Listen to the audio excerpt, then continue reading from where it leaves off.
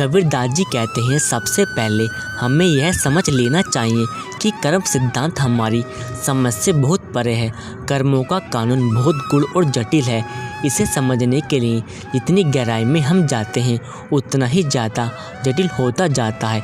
हम चाहे कितना ही दीवारों से टकराएं, चाहे कितनी ही छानबीन करें, सवाल करें, बहस करें इसके बारे में, चाहे जितनी भी किताबें पढ़ लें, संचित और क्रियामान कर्मों को समझने की कितनी भी कोशिश करें, चाहे भोग योनियों और कर्म योनि के बारे में चर्चा करें, लेकिन इससे कोई फ़ायदा नहीं होगा, क्योंकि हम कभी भी कर्म सिद्धांत को पूरी तरह से समझ नहीं सकते। जितना ज़्यादा हम सवाल करेंगे उतनी ही ज़्यादा हमारी दुविधा बढ़ती जाएगी। मौत के बाद वापस लौटकर किसी ने भी हमें ज़िंदगी और मौत के रहस्य की सच्चाई नहीं बताई है। यह हमेशा एक रहस्य ही बना रहेगा। कर्म सिद्धांत का अंत नहीं है। यह उस समुद्र की तरह है जिसका कोई ताला नहीं होता। हमारा मन इसकी असलियत को नहीं समझ सकता, क्योंकि हमारी बुद्धि का दायरा बहुत छोटा है, जबकि कुदरत का कानून शाश्वत है। हम जानते हैं कि हमारे कर्म हमारी सोच का, हमारे कहे वचनों का, हमारे कार्यों का नतीजा है और हमें इन्हीं के साथ जीना है। इसलिए इससे पहले कि हम सवाल पूछने का सिलसिला शुरू करें जिनका कोई संतोषजनक उत्तर नहीं है, आओ हम यह स्वीकार कर लें कि जैसा करोगे वैसा भरोगे का सिद्धांत सत्य है और इसमें किसी तरह का कोई संदेह नहीं है। बाइबल में इसका वर्णन इस प्रकार किया गया है, मनुष्य जो बोएगा वही काटेगा।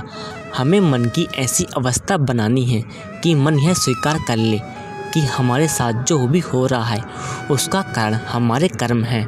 जिन लोगों से हम मिलते हैं, मेल जोल लगते हैं, जिनसे कहा सुनी हो जाती है, जो हमें खुशी देते हैं, जिन्हें हम खुशी देते हैं, जो दुख पहुंचाते हैं, जो दुखी होते हैं, जीवन मृत्यु सभी कुछ यानी हमारी पूरी ज़िंदगी हमारे कर्मों पर आधारित है।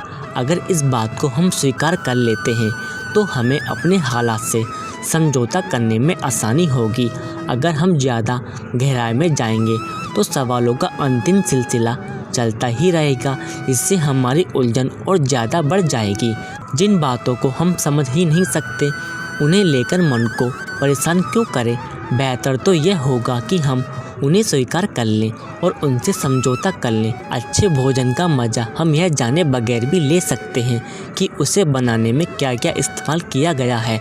हम हवाई जहाज़ की उड़ान का मज़ा ले सकते हैं या फिर किसी आरामदायक नौका में बैठकर धूप का मज़ा ले सकते हैं, बिना इस बात की परवाह किए कि इन्हें कैसे बनाया गया होगा। एक आर्किटेक्ट को, जिसने कई सालों तक किसी बड़ी कंपनी के लिए काम किया था, एक सुंदर सा घर बनाने के लिए कहा गया। उससे कहा गया कि इस घर को बनाने के लिए वह खर्चे की परवाह न करे, बढ़िया सामान और अच्छे से अच्छा कारीगर लगाए। घर के निर्माण के दौरान आर्किटेक्ट ने सोचा कि इस काम में तो खूब पैसा लगाया जा रहा है। उसने इस प्रोजेक्ट से ज़्यादा पैसा कमाने के लिए घटिया सामान इस्तेमाल करने का फैसला किया।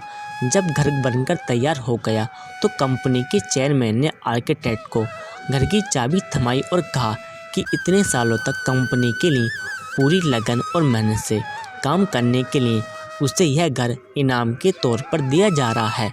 आर्किटेक्ट ने ऐसा घटिया घर किसी दूसरे के लिए बनाया था, लेकिन उसे अपने ही कर्मों का नतीजा मिल गया। यही कर्म है।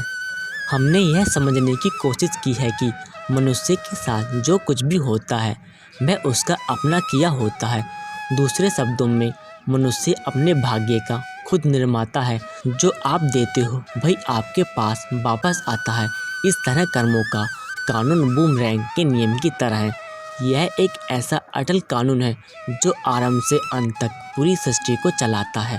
पेड़ पौधों, पशु पक्षियों जैसे अनेक निचली योनियों से गुजरने के बाद हमें यह मनुष्य योनि मिलती है, जो सृष्टि की सर्वश्रेष्ठ योनि है।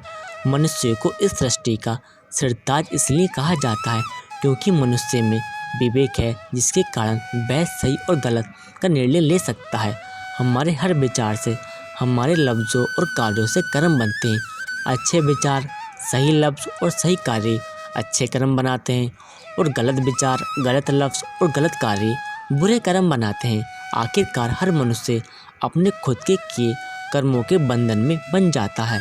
हमारे कर्मों ने हमारे असली स्वरूप को बिगाड़ दिया है। उस केतली का उदाहरण लें जिसे कभी साफ ना किया गया हो।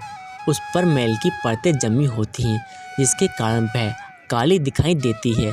जब केतली अच्छी तरह रगड़कर साफ की जाती है, उसे धोकर पॉलिश किया जाता है, तो केतली का असली रूप, उसकी चमक धमक लौट आती है। उसकी सुंदरता पहले भी वही थी, वह केवल छिपी हुई थी, ढकी हुई थी। हमारे साथ भी ऐसा ही है। जब हम अपनी इच्छाओं, चाहतों और विचारों को निर्मल कर लेते हैं, तो हमारे अंदर भी रूहानियत प्रकट हो जाती है। हमारी रूहानियत सदा हमारा हिस्सा रही है, लेकिन वह दबी रहती है, हमारी लालसाओं और नकारात्मक विचारों की परतों द्वारा ढकी रहती है। रूहानी तरक्की का मतलब है ऊंचा लक्ष्य रखना और ऊंचे विचार अपनाना। यह आत्मा पर पड़े हुए पर्दे हटाने का एक जरिया है जो कई पर्दों के पीछे छिपी हुई है। जन्म और मृत्यु के हर चक्र से गुजरते हुए आत्मा का विकास होता जाता है और रूहानी अभ्यास द्वारा आत्मा पर पड़ा कर्मों का बोझ हल्का होता जाता है। अंत में आत्मा अपने रूहानी लक्ष्य को प्राप्त कर लेती है और अपने मूल में समा जाती है।